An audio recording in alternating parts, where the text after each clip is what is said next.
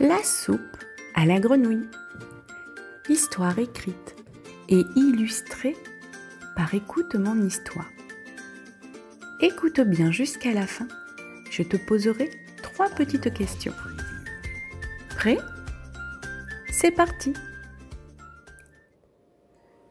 Au cœur d'une grande forêt verdoyante, dans un étang paisible où flottaient des nénuphars, vivait Grenouillette, une petite grenouille verte aux yeux malicieux.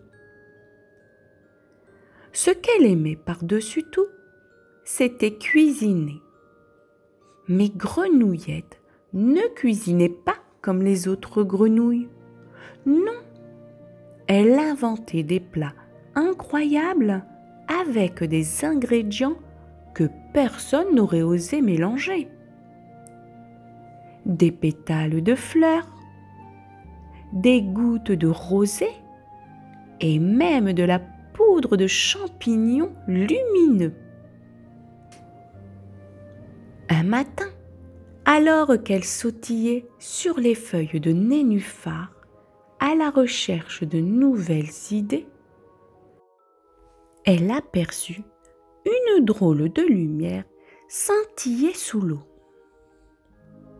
Intriguée, elle plongea dans l'étang et découvrit une vieille marmite dorée recouverte d'algues et de petites pierres précieuses.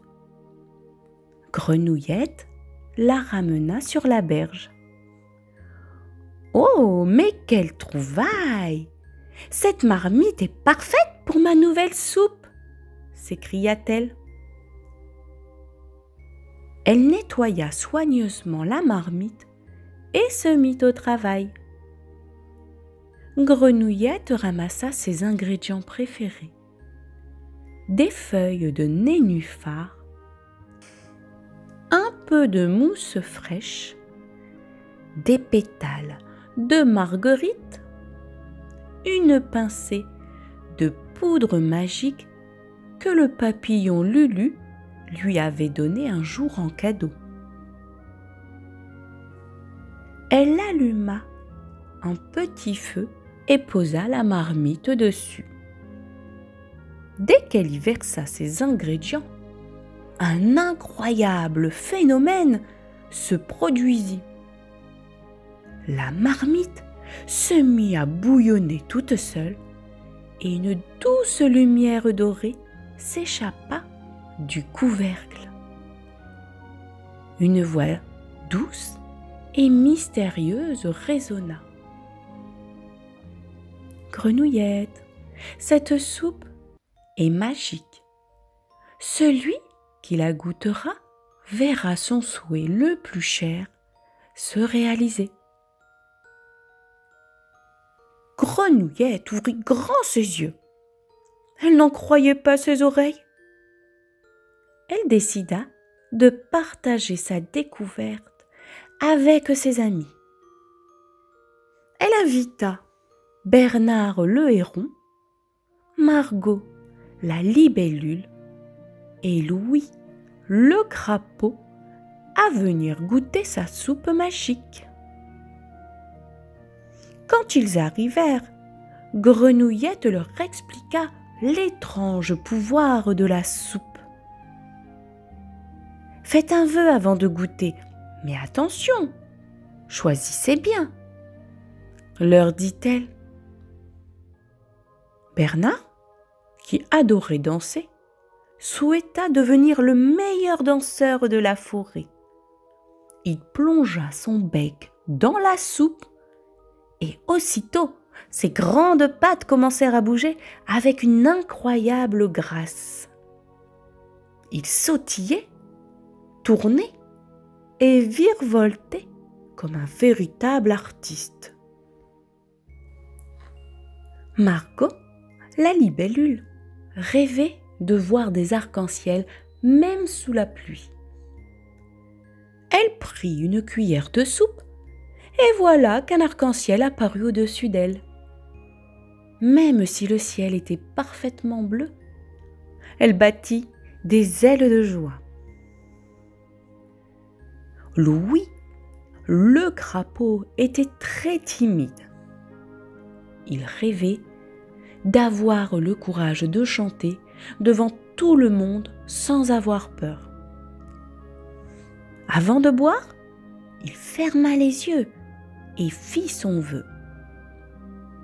Dès qu'il avala une gorgée, il sentit une douce chaleur envahir son corps. Louis monta sur un rocher et d'une voix claire et magnifique se mit à chanter une mélodie que tout le monde trouva splendide. Les animaux l'applaudirent et Louis, tout fier, se promit de ne plus jamais avoir peur de se montrer. Alors que tout le monde s'amusait avec leur nouveau don, une ombre passa au-dessus de l'étang. C'était Edgar, un gros corbeau qui habitait dans un vieux chêne. Il avait tout vu, tout entendu. Une soupe magique, ça m'intéresse. Pourquoi n'ai-je pas été invité ? Croissa-t-il en se posant sur une branche. Edgar était connu pour être un peu rusé, mais aussi un peu trop curieux. Il exigea de goûter la soupe. Grenouillette, toujours gentille, lui proposa une cuillère. Mais Edgar, dans sa gourmandise, plongea tout son bec dans la marmite et avala une grande quantité de soupe. Soudain, une tempête de plumes noires l'entoura. Edgar s'était tellement précipité qu'il n'avait même pas fait de vœu. La marmite, mécontente de ce manque de respect, décida de lui jouer un tour. Le corbeau se retrouva transformé en une minuscule colombe blanche. « Oh non, qu'est-ce que c'est que ça ?» s'écria Edgar d'une petite voix aiguë.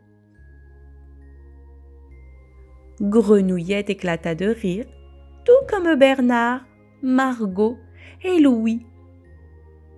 Edgar, honteux, apprit une leçon importante ce jour-là. La magie n'aime pas la précipitation, il faut toujours écouter les règles. Après cet incident, Grenouillette réfléchit longuement avant de faire son propre vœu. Elle adorait partager ses créations culinaires et voir ses amis heureux. Alors, elle souhaita que sa soupe magique soit connue dans toute la forêt pour rendre tout le monde joyeux. Et son vœu fut exaucé. Les animaux de la forêt, curieux d'entendre parler de cette soupe extraordinaire, arrivèrent de partout. Renards, écureuils, hérissons, chouettes, tous vinrent goûter à la célèbre soupe de Grenouillette. Et à chaque fois, leur souhait se réalisait, mais toujours avec une petite leçon à la clé. Par exemple, un renard un peu gourmand souhaita une montagne de baies rouges. Il obtint son vœu, mais il apprit aussi qu'il fallait partager. Avec une montagne de baies, c'est bien trop pour lui seul. La marmite dorée devint un trésor précieux pour toute la forêt. Et Grenouillette, une véritable héroïne. L'histoire est terminée. C'est maintenant l'heure des petites questions. Voici la première question. Quel pouvoir la soupe magique de Grenouillette donne-t-elle à ceux qui la goûtent ?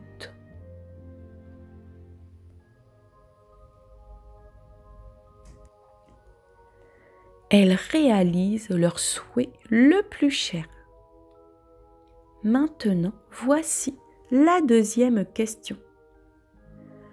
Que devient Edgar, le corbeau, après avoir goûté la soupe sans faire de vœux?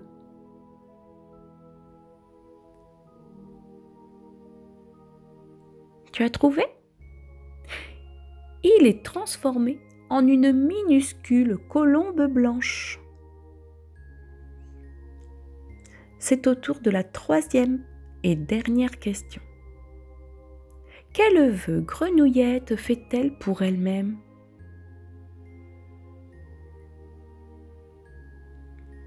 Elle souhaite que sa soupe magique soit connue dans toute la forêt pour rendre tout le monde joyeux.